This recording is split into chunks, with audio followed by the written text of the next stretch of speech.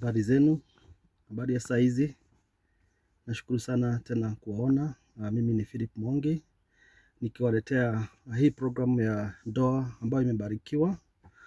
Kuna baadhi some of my followers ambao waliniandikia wakaniambia kwamba hizo video nimekuwa nikitumia lugha ya Kikuyu. Wangependelea kama ningefanya hata kama ni video moja na lugha ya Kiswahili ili waweze kuelewa ni nini ambao naongelelea katika hizo video zangu. Na ndiposa wakati walinipatia hiyo changamoto nikasema kwamba lazima niweze kufanya video moja na Kiswahili ili nao pia waweze kusaidika vile ambavyo tumeweza kusaidika. Nia na madhumuni ya kuanzisha hiki kipindi ama hii program ni kuhakikisha kwamba ndoa zetu zimesimama na zimesimama vizuri, kwa sababu tunajua vizuri ya kwamba kuna hatari kubwa siku hizi kwa ndoa. Wale ambao wako ndani ya ndoa wanatafuta njia kutoka kwa ndoa, na wale ambao pengine hawajapata hiyo nafasi na Mungu atawajalia, wanatafuta njia ya kuweza kuingia kwa ndoa. Ningetaka kusema kwamba kuna watu najua kwamba wanaendelea kumngoja Mungu, na tunaomba kwamba wale ambao wanamngoja Mungu na wanamtegemea Mungu ili waweze kuingia kwa ndoa, Mungu atawajalia na wasaidie. Wale ambao mngetaka kuoa mweze kupata wasichana kuoa, na wale wasichana wangetaka kuoleka waweze kupata wanaume wa kuoa. Na tunaomba kwamba kama uko kwa kwa hii group yetu, kwa hii forum, tunaomba kwamba ile siku utajipata, Mungu atakusaidia ingie kwa ndoa, ndoa yako itasimama na itasimama kwa miaka mingi mpaka kifo kiweze kukutenganisha wewe na mpendwa wako. Pia ningetaka ukiweza kutazama video yangu na ukifurahia uweze kuilike na kushare na watu wengine, ili nao waweze kusaidika tunapoendelea kusaidiana katika haya maisha ya ndoa. Leo ningetaka kuzungumzia juu ya utumizi wa simu katika ndoa. Maana nimekuwa nikizungumza na watu wengi, na najua kuna wanaume wengine na pengine hawako kwa hii kikundi chetu, wanakoja bibi zao wakiingia kwa bafu, wanaenda wanachukua simu, wanaanza kuscroll, wanaanza kuangalia katika hiyo siku nani amepigia bibi yake simu, nani amemtumia ujumbe, na wale waliongea wameongea muda gani. Na pia kuna mama wengine unakuta kwamba anangojea bwanake aende akalale, na kisha lala anachukua simu ya bwanake, anaanza kuscroll, nani amempigia simu, nani amemtumia ujumbe. Na ningetaka nikuambia kwamba hiyo inahatarisha ndoa yako. Niko na examples kadhaa za ndoa ambazo zimevunjika kwa sababu hiyo tabia kuchukua simu ya mwanandoa mwenzako.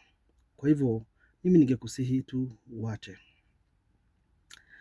Kuna wakati nilikuwa nafanya kazi chini ya mkubwa ambaye alikuwa ni mama, na huyo mama kila wakati tukimtumia ujumbe wa kazi, pengine kuna kazi alikuwa amekupea, unamwambia ile kazi ulikuwa umenipea, unampatia ripoti imefika hapa na hapa, mostly ulikuwa unakuta anakuandikia thank you so much my dear. So nilikuwa najiuliza kama sasa pengine mke wangu akikuwa na hiyo tabia ya kuscroll simu yangu aende apate ujumbe kama huu wa kusema thank you so much my dear, si ataanza kuchukua na hiyo namba hiyo mkubwa wangu na aanze kumtupia matusi na kimtusi, si atakuwa amehatarisha kazi yangu. Kwa hivyo ndio ninasema kwamba kitu ambao hujui hawezi kukuumiza. Na sisemi watu wafanye mambo mabaya wakitumia simu zao. Naomba tuwe watu wa kuaminiana, kwa sababu ile kitu ambayo inafanyanga sana sana watu waweze kuchukua simu za watu wengine ni kwa sababu mwanzo haaminiani, pili wako na uoga na wanandoa wenzao. Wanandoa wako na hawaamini na wakawa na uoga kwa ndoa zao. Ningetaka niwasomee maandiko katika Wakorintho wa kwanza sura ya 13 mstari wa 7. Biblia inasema kwamba upendo huvumilia yote, upendo huamini yote, upendo hutumaini yote, upendo hustahimili yote. Kama unamwamini bibi yako, kama unamwamini bwana yako, huwezi kwenda kuchukua simu yake ukifanya uchunguzi. Haitakusaidia. Kama pengine kuna vitu ambazo, kama kuna pengine kuna ile zingine ya msikizani, ni vizuri mkae chini mzungumze, badala ya kuchukua hiyo hatua ya kwanza kutafuta information kwa simu na njia ya siri, kwa sababu hiyo itahatarisha ndoa yenu na imehatarisha ndoa za watu wengine. Kuna wengine hata washaachana kwa sababu hiyo mambo ya simu. Kwa hivyo naomba na wasihi tuache simu zikuwe personal. Kama ni yangu, kama mimi ni bwana, mimi kati yangu na mke wangu, mimi hata simu yake sijui pin number yake, sijui patani yake, na sitafuti kujua, kwa sababu ni vizuri tukaa hivyo, sababu simu yake private, ako na marafiki zake, mimi niko na marafiki zangu, na kuna ile iko tunatumia, na sisemi tufanye makosa, tufanye dhambi. Ile kitu ninasema kwamba tuaminiane, tushirikiane katika ndoa na tuache kusubuana mambo ya simu. Kila mtu akae na simu yake, tuendelee kuombea ndoa zetu ziweze kusimama. Kwa hivyo ni wakati mwingine ambapo ningetaka kuwashukuru sana kwa sababu ya kuchukua wakati wako kunisikiza, na kama vile nilisema nikianza, mimi naitwa Philip Mwangi na nakuletea hichi kipindi cha ndoa ambazo zimebarikiwa. Na njia moja ya ndoa kubarikiwa ni tuache kuscroll simu za watu wengine kisiri, kwa sababu kuna information utapata hapo, uichukulie vibaya, mwanze kupigana na mwanze kuhatarisha ndoa yenu. Kwa hivyo Mungu wetu awasaidie, awabariki na asaidie kusimamisha ndoa zenyu zikae zikiwa na nguvu mpaka ile siku Mungu atawawezesha kuwaita nyumbani.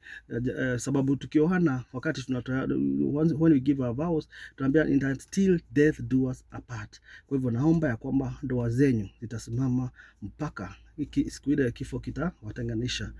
Mpaka wakati ule mwingine tutakuwa na video nyingine kama hii. Nashukuru sana. Mimi ni wenu Philip Mwangi, nikuwaletea ndoa ambazo zimebarikiwa. Asanteni sana na Bwana awabariki. Amen.